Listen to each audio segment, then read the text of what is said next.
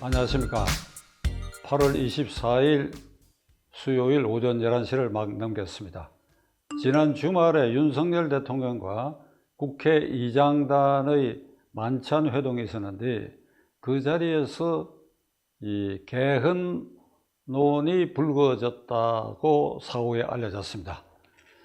김진표 국회의장은 지난달에 국회의장이 되고 국회의장 취임사에서 자신의 임기 중, 그러니까 다음 국회의원 선거 1년 8개월 남았는데 그때까지 국회의장직을 이제 수행하게 되는데 그 자신의 임기 중에, 그러니까 이 국회 후반기 2년 안에 반드시 개헌을 이루도록 하겠다.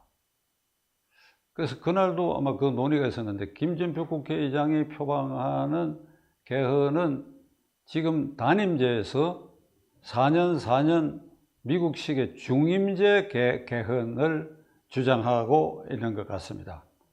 그런데 사실은 이 개헌론에 대해서 임기 시작한 지 100일이 간 넘긴 시점에 이런 개헌론이 불거졌다고 하는 것은 역대 헌정사상에 없던 일입니다. 임기 초에. 그런데 이 개헌론은 민주당은 민주당대로, 국민의힘당은 국민의힘당 내부에서도 꾸준히 물밑으로 어떤 모색, 시기, 그리고 합작, 좋게 말하면 야합이죠. 여야가 개헌 추진 세력이 모여서 어떻게든지 개헌을 도모하려고 하는 움직임이 분명히 물밑으로 흐르고 있습니다. 민주당은 어떻든 이 개헌론을 촉발시키면 지지율이 떨어져 있는 초기에 윤석열 정권을 흔들 수가 있다고 하는 것.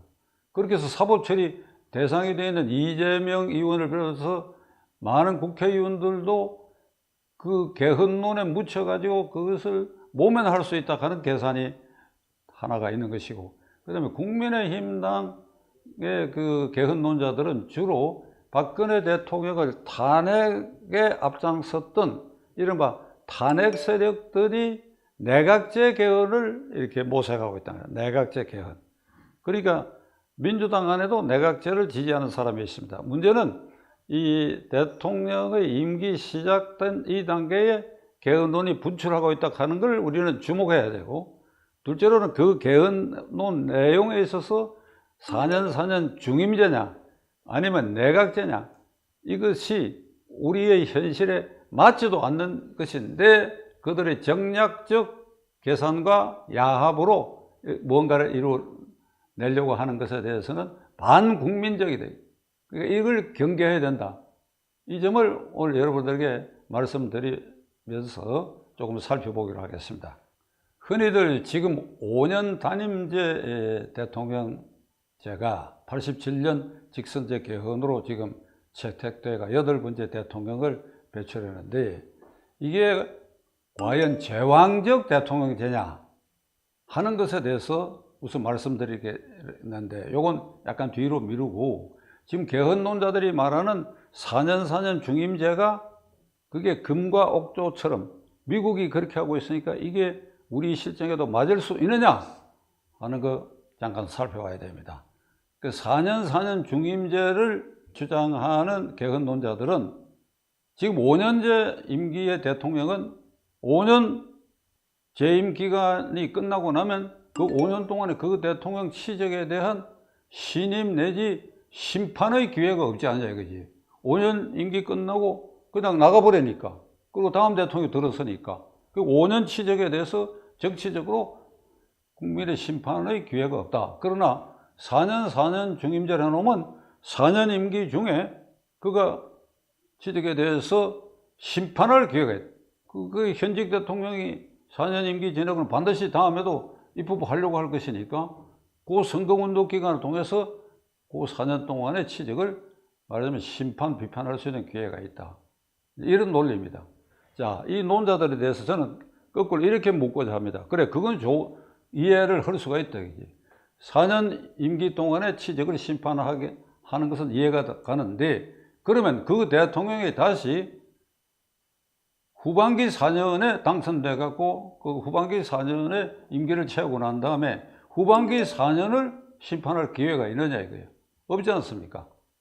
없지 않습니까? 그러면 다시 그 무릎에 가서 개헌을 해가지고 또 삼선의 길을 열어준다든지 그래야 되는 것입니까? 그러니까 4년 중임제가 대통령 취적을 심판하기에 적합하고 따라서 이건 제왕적 대통령을 막는 이게 체제라고 하는 것은 그거는 허구라고 저는 생각합니다.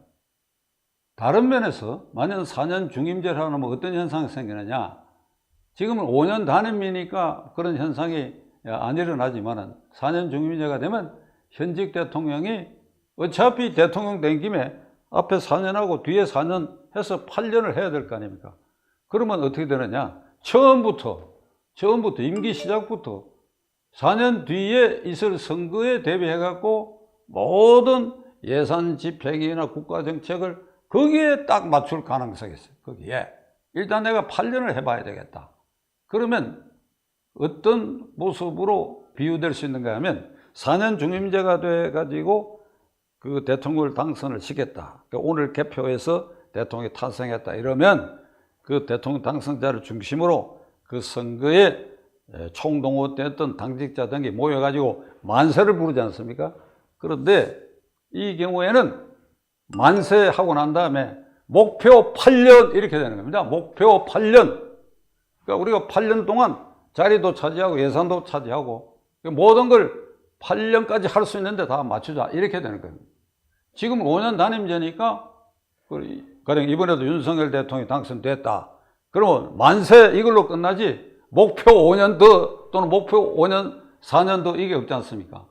그러니까 4년 중임제는 대한민국의 이 국회의 여야 토론 협상 협치에 이런 전통이 전혀 쌓여지지 않은 이런 나라에서 상임 중임제를 하면 처음부터 국회가 말이지, 야당은 4년으로 이 대통령 임기를 끝내겠다 하는데 목표를 두고 여당은 8년을 하겠다는데 목표를 두고 그냥 개별적으로 충돌하고 난장판이 되고 이런 꼴을 여러분들이 한번 상상해 보십시오.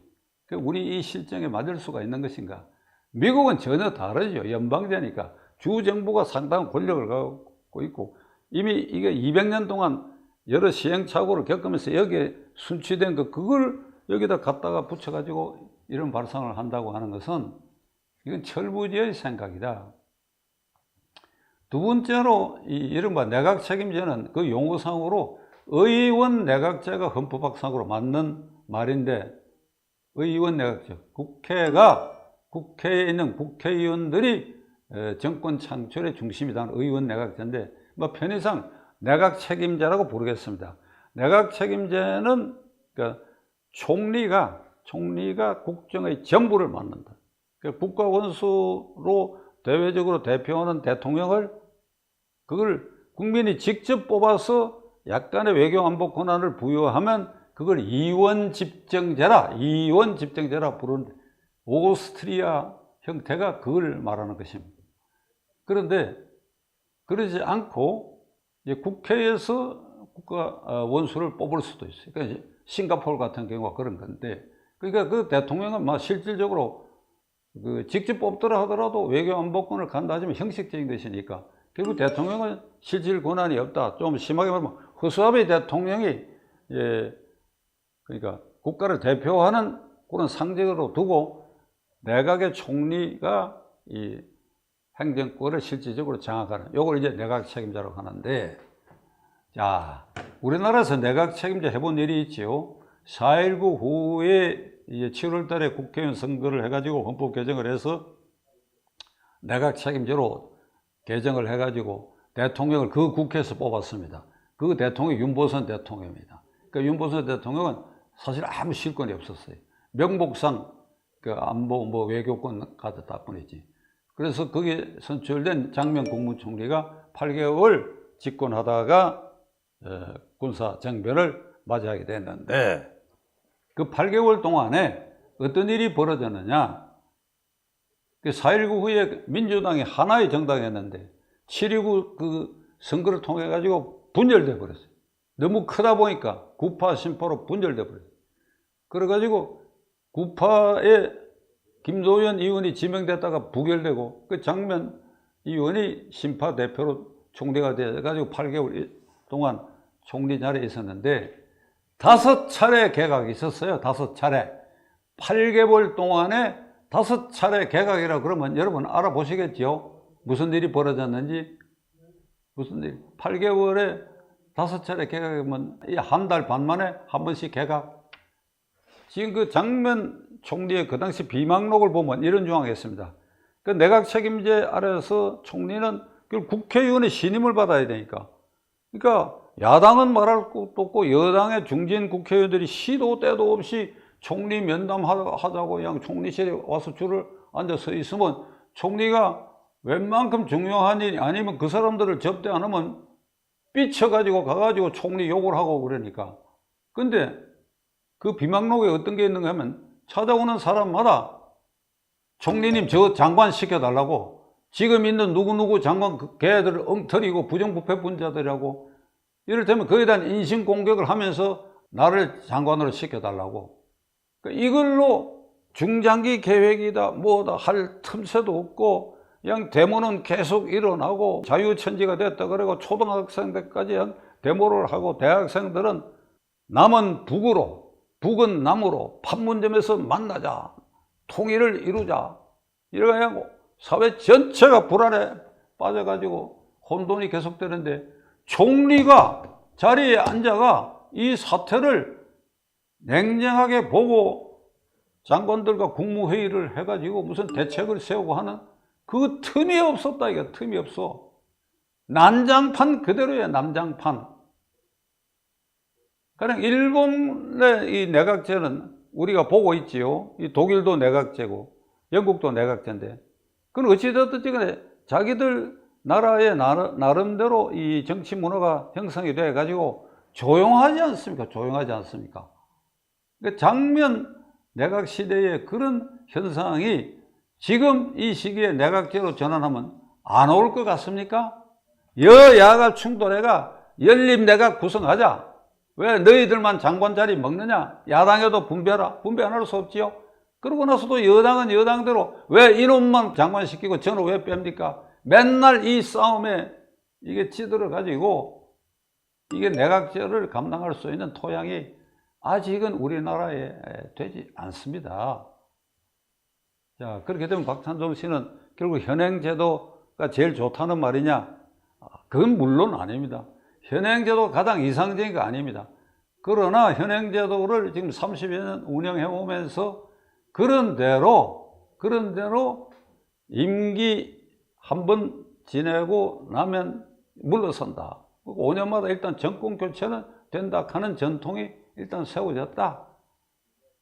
그리고 미흡한 게 한두 가지가 아니지만은 당분간은 이 체제대로 가면서 더 나은 정치 문화를 형성하는데 그건 첫째, 국회의 질서입니다. 여야가 지금처럼 이렇게 격돌하는 거, 그래서 영국이나 독일이나 일본 국회를 배워가야 돼요. 그것이 어느 정도 정착되어 가면 이 5년 단임제를 유지하면서 그렇게 해야지, 이거를 앞에 말씀드린 것처럼 4년 중임제로 가거나 또는 내각제로 가거나 할 수는 없다. 이겁니다. 다만 제가 유감스럽게 생각하는 거 하나를 말씀드리면 87년 개헌 당시에 그때 이제 개헌 주도권은 신민당 야당이 있었어요. 여당은 민정당이죠. 그러니까 전두환 당인데 의석수가 많으니까. 그러나 6.29 선언으로 이게 주도권, 실질적인 주도권은 신민당이 쥐게 됐고, 그때 이제 당명이 5월달에 바뀌가 통일민주당인데, 그 통일민주당의 이 개헌특위에 전에 한 말씀드렸지만은 위원장은 그때 강남구에서 당선됐던 이중재 의원이시고 제가 정책위 의장으로 간사를 맡았는데, 우리 당의 초기에 개헌안에 제 의견을 어떻게 반영했는가 하니까 이게 대통령 단임제를 해야 한다. 그러나 대통령 단임제에서 예상될 수 있는 부작용을 이렇게 흡수하기 위해서는 정부통령제가 돼야 된다. 정부통령. 그러니까 대통령과 부통령을 한 세트로 두고 거기에 표를 던지게끔 하는, 그러니까 미국식으로. 그리고 대통령과 부통령 임기는 6년으로 한다. 국회는 6년 대통령 임기를 3년마다 한번 이 중간 평가를 받을 필요가 있다. 그래서 국회의원 임기는 3년으로 한다. 그러니까 정부 통령 6년, 국회의원 3년 이렇게 해서 대통령 권력도 일부 부통령에게 나누어 주고 그 다음에 대통령에 대한 취직은 3년 만에 이게 중간 심판을 받는다. 이런 안을 제가 냈습니다. 만일 저 안대로 됐다 그러면 박근혜 대통령이 탄핵으로 물러나고 선거할 필요가 없었지요. 부통령이 나머지 임기를 승계했으면 됐을 것입니다. 그러니까 지금 생각해 보면 이런 그 탄핵에 따르는 소용돌이도 상당히 축소됐을 가능성이 있는데 제가 뭐 그 지나가 버리고 말았습니다. 그런데 이 안이 왜 채택되지 않았느냐 하는 것이 세월이 30여 년이 지났지만은 저 안이 채택되지 않은 그 당시의 정치 지도자들과 국회의원들의 이 생각들이 그걸 받아들일 수 있는 생각에 미치지 못했다 이거예요. 저는 지금도 그게 가장 이상적인 제도라고 저는 확신하고 있는 사람입니다. 근데 이게 왜 안 받아들여졌느냐? 자, 우선 그 당시 4월 달에 노태우 대통령을 체육관에서 뽑는 그 구헌법에 따른 대통령 후보로 뽑아놨어요. 근데 6.29 선언으로 직선제 개헌으로 이제 전환이 됐으니까 제가 만든 그 초안대로 해서 부통령이 제가 생기면 그러니까 노태우 후보나 이 실질적인 군부 실세가 장악하고 있는 민정당 입장에서는 그럼 부통령을 누구로 세우느냐 이거야. 부통령을 생전 안 해본 제도인데 대통령이 있고 부통령이 아무리 실권이 없다 하더라도 부통령은 결국 차기 대통령이 되는 거 아니냐 이거. 그러면 사람들이 그쪽으로 어느 시기에 몰릴 거 아니냐. 그게 첫째. 둘째로 지금 이 판에 누구를 부통령으로 지명하느냐 이게 군부 실세 출신의 노태우 밑에 민간인 출신 또 다른 군 출신 그러니까 이걸 생각해 보니까 이게 당내에 자칫 싸움이 날 것 같고 그러니까 이건 도저히 못 받아들인다. 박찬종 안 이건 도저히 못 받아들인다. 이건 민정당 쪽이고 그러면 야당 쪽은 어떠냐? 그 당시 통일민주당은 고문이 김대중 총재가 김영삼 대통령이었는데 제가 두 분한테서 아주 기합을 당했어. 기합을. 이게 지금 이게 될 법하는 일이냐고 말이야. 말도 꺼내지 말라고. 왜 그런지 아십니까? 이게 정부 통역으로 해놔놓으면 이제 직선제 계열제가 대통령은 직선제가 됐는데 그러면 이번에 대통령 후보가 누가 돼야 되느냐? 장유, 유서 순서대로 하면 25년생 김대중, 27년생 김영삼 그럼 그 나이 순서대로 해야 되느냐? 아니다. 그 나이와 관계없이 어느 한쪽이 되면 그럼 또 부통령은 그러면 김대중 후보가 되면 그 안에 지금 부통령을 어떻게 하느냐? 그건 동교동계니까 부통령을 상도동계에서도 이렇게 융합을 해야 될 거 아니냐? 김영삼 총재 입장에서 내가 대통령 후보가 되면 그 부통령 도대체 어떻게 해야 되느냐 이거예요. 그러면 동교동계에서 해야 되느냐? 이거 다 시끄럽다 이게. 그냥 대통령 하나 되도록 하는 것이다. 이렇게 되어버린 겁니다. 그 과정에서 제가 이중재 당특위위원장하고 제가 엄청난 모략을 당했어. 뭐 큰 모략은 아니지만 이중재 위원장에 대해서 이중재 위원장은 상도동계였기 때문에 저 사람이 부통령 후보 되려고 저런다 그러고 그 다음에 상도동계에서는 박찬종이 저놈이 김대중 대통령 밑에 부통령 후보 되려고 한다는 이런 참새들의 제달거리는 소리도 일부 있었지만 크게는 두 지도자의 이런 마음먹기 때문에 이거 뭐 꼼짝없이 이게 다 백지화되어 버리고 말았습니다. 애석하기 짝이 없습니다. 이 제도로 됐다 한다면 지난 30여 년 풍토도 많이 달라졌을 것이고 무엇보다도 2017년 초에 이 탄핵 사태 후의 혼란도 상당히 중화가 됐을 것이고 그 다음에 국회의원 임기 3년으로 함으로써 이 4년 사실 깁니다. 어떻게 하루의 여론조사로 4년씩이나 해먹도록 이렇게 만들고 저 비례대표 제 초안에 없어요. 비례대표라고 이거 아이고 이런저런 함량 미달자들 이거 채워가지고 지금 국회에서 그 하는 꼴들 보십시오. 어떻게 하겠습니까? 지난 일인데 앞으로 개헌 논의가 있다고 한다면 저는 이 안을 저 개인적으로 적극적으로 주장할 생각입니다. 이게 좀 오늘 아침에 장황한 얘기가 되고 무슨 뭐 헌법학 강의처럼 되어버렸는데 그게 아닙니다. 그러니까 우리 30여 년 동안 짧은 역사에서 이런 일도 있다. 그럼 앞으로 어떻게 돼야 되겠다 하는 걸 주권자인 우리, 헌법상 제1기관인 국민인 우리가 이 점에 이 문제도 한 번쯤 깊이 생각할 때가 됐다. 그래서 결론을 말씀드리면 현재 이 야합적 논의로 무슨 대통령 4년 중임제 내각 책임제 이게 절대 해서는 안 된다. 발전적으로 하기 위해서는 더 연구를 해야 된다. 그리고 가장 좋은 거는 30여 년 전에 박찬종 안을 채택하는 게 가장 좋은데 뭐 그건 여러분 생각에 맡겠습니다. 좀 장황한 얘기인데 끝까지 시청해 주셔서 감사합니다.